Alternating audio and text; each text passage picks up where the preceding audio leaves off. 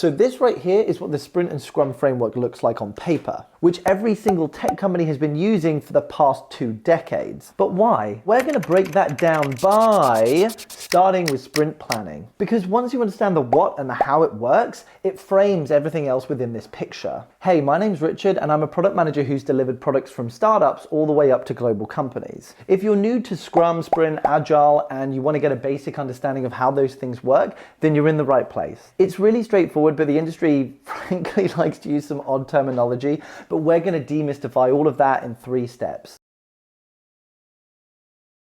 So the word scrum just comes from rugby and it's frequently used to restart the game after there's been a mistake. It just means being quick and flexible. And a scrum team is essentially just a collaborative group that is looking to deliver value in small incremental steps. These incremental steps are typically organized around sprints lasting anywhere from 1 to 4 weeks, the objective of which is to produce something valuable by the end of the sprint. The sweet spot is really 2 weeks because of the Goldilocks principle. 1 week isn't enough time to be able to deliver something meaningful, whereas 4 weeks is quite a long time and you can lose focus. Thus, the 2-week sprint has emerged as the just right duration. And nowadays, this is why the apps on your phone tend to get constant updates.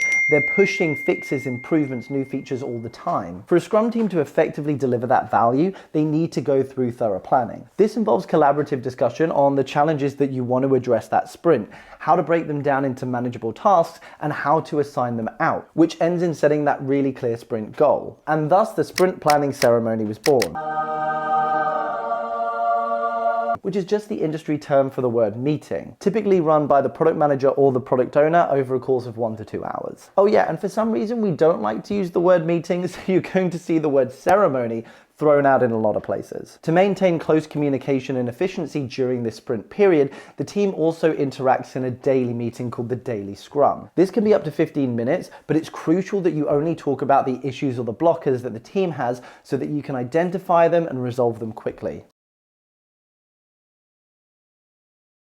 Okay, so we know the what, but who is involved in this process? You'll find a lot of debate around what the size of the team should look like, and it can vary depending on the needs of the business, but it's typically going to be around 3 to 9 individuals. But a rule of thumb is the 2 pizza rule that was coined by Jeff Bezos, which is if a team can't share 2 pizzas between them, then it's too big. Why is that the case?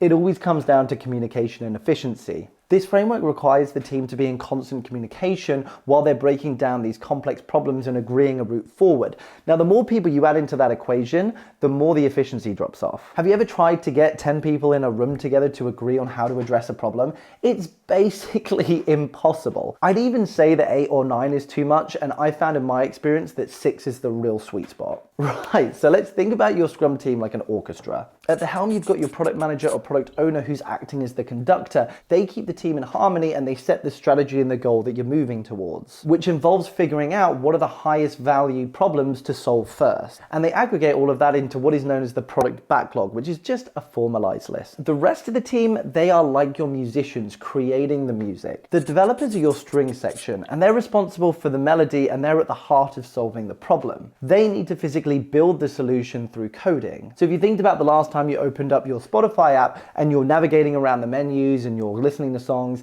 they're building that infrastructure. Quality assurance engineers, also known as QAs, they're the percussion. They keep the rhythm and the pace. They review and test developers' code, but at the same time, they try and break it by pushing it to its limits. So you might notice on the rare occasion when you're using Spotify, you get an error message or it just breaks down, and that's when something has usually slipped through the cracks and hasn't had proper quality assurance. And the designers are the base section. Designers ensure that the user experience is intuitive and easy to use. Think about when you first opened Spotify, you would have never have seen the application before, but you'd instinctively knew how to navigate through it.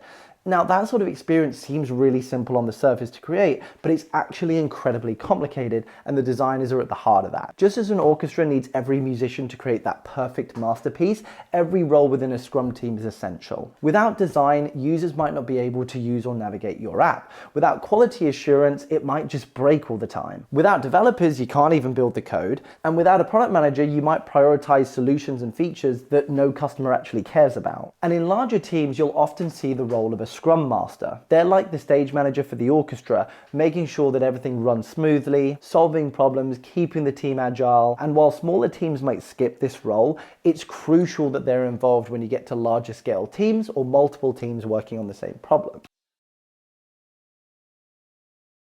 Okay, so how does sprint planning actually work in practice? You've got to start off with the product backlog, which again is just a simplified way of saying a prioritized list of problems that the team want to tackle. But it's crucial to understand that this is where we keep all of the potential new features, improvements, enhancements that the team might work on. And this is maintained by the product manager or the product owner, but it will have input from everybody on the Scrum team. And this is where you'll constantly hear the phrase user story being used for a number of tasks on that product backlog. And why do we call it a user story? Because the problem is just framed from the user's perspective. And this is where we highlight within that to-do task who the customer is, what they're trying to do, and what's the outcome they want to achieve. And this is important because that gives extra context to everybody who's going to work on that problem. They can understand what the end goal and result is that they're working towards. So the sprint planning meeting is typically led by the product manager or product owner, and they'll start by talking about the types of goals that they want to achieve for that particular sprint and how it ties into the larger strategy that they're working towards. This is when you're going to see that facilitation of discussion around looking at what items on the product backlog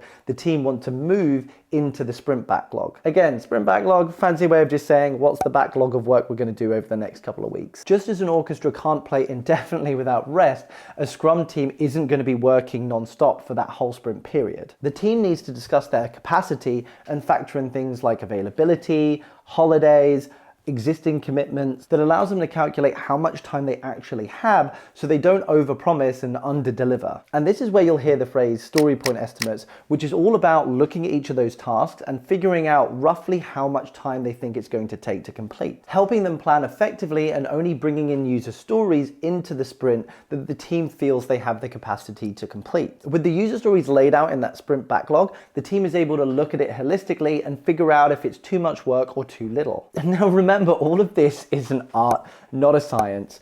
Every team does estimations slightly differently. Sometimes we complete tasks earlier, later than expected. Sometimes they just get blocked and the team can't work on them at all. But the entire point of this session, this discussion, these estimations through sprint planning is to align the team, get them thinking about how to break down those more complex problems, thinking about their capacity and making sure that they can deliver that small incremental value by the end of the sprint. So now the team is ready to commence the sprint and they hit go. And they'll do all of this again in another 2 weeks. This collaboration and this autonomy helps to empower the team to deliver value, and it allows them to reset at the end of every sprint. So if new information comes in that might change your priorities or the business goals and the strategies change, the whole point is you can be agile and you can move quickly. And this framework is being used to benefit the Scrum team itself. If you ever see management getting involved in this process or using it as a stick to get them to do more work, that's a big red flag. So remember that sprint planning isn't just some procedural step in the process. It's the foundation for a successful sprint,